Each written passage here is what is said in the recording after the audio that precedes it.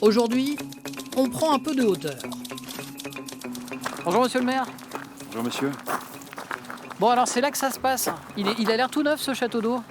Il vient d'être rénové en fait. D'accord. Il avait besoin d'être rénové puisqu'il a quelques décennies. Et c'est pas la première fois qu'il est refait à l'extérieur, mais là pour cette fois-ci on l'a refait complètement. Il a été rénové complètement à l'extérieur mais aussi à l'intérieur. Très bien.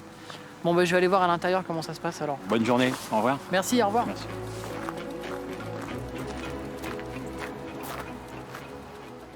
Bonjour Laurent. Bonjour, Mais elle est où l'eau? elle est là, tout en haut. Tout en haut? Oui, tout en haut. D'accord. Et comment elle fait pour monter là-haut? Eh bien, elle arrive dans ces tuyaux.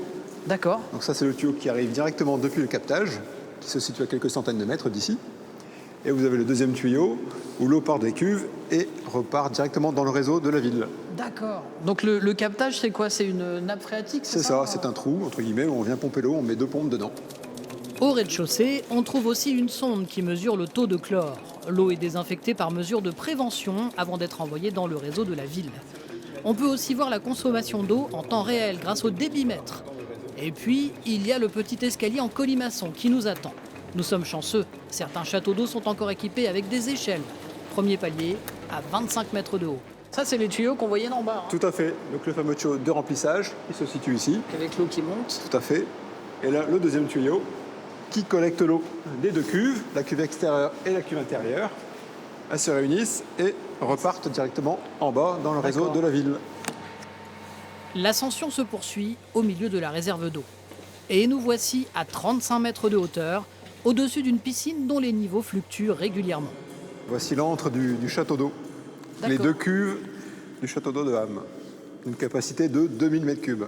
Pourquoi il y a 2 cuves? C'est pour les facilités d'exploitation, pour les lavages annuels. Ça nous permet de toujours avoir une cuve en service. D'accord. Mais sinon, les 2 fonctionnent en parallèle. D'accord. Voilà. Donc là, l'eau arrive par ces gros robinets là. Voilà. Et cerise sur le château, nous voici sur le dôme, au grand air, à 40 mètres de hauteur. Alors ces grandes antennes, c'est quoi? C'est pour les opérateurs téléphoniques. Qui servent aussi de la C'est hauteur? ça, qui se servent de la hauteur naturelle du château d'eau pour émettre. Ça évite de poser un pylône.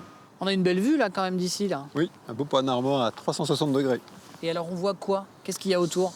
Alors, ce qu'on peut voir de plus près, c'est on a l'ancienne sucrerie de Épeville, par exemple, donc les anciens silos. D'accord. Et quand il fait très très clair, on distingue au loin la cathédrale de Saint-Quentin. Ah oui, d'accord. Bon, pas aujourd'hui. Non, malheureusement, aujourd'hui, on ne verra pas très loin. À partir de quand on a construit des châteaux d'eau? Les plus vieux châteaux d'eau datent du début du siècle, pour alimenter en eau les grosses villes, comme Amiens, Saint-Quentin, par exemple.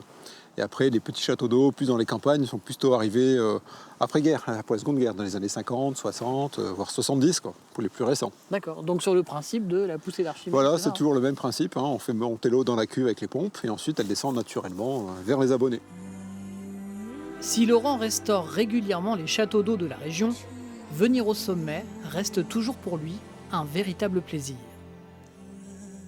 C'est un sentiment de bonheur, en fait. On peut admirer notre beau paysage du Nord-Pas-de-Calais et de la Picardie, donc chose que peu de personnes peuvent voir. Donc voilà, on en profite quelques minutes par-ci par-là, selon la météo. Donc aujourd'hui, malheureusement, ça ne sera pas beaucoup, mais des fois, on essaye de regarder au loin et puis de trouver les châteaux d'eau futurs. À réparer. À réparer, par exemple, voilà. Le château d'eau de Ham permet de couvrir les besoins en eau de plus de 5000 personnes. Et pourquoi cette forme hélicoïdale, me direz-vous? Eh bien, il n'y a aucune raison technique, c'est purement esthétique.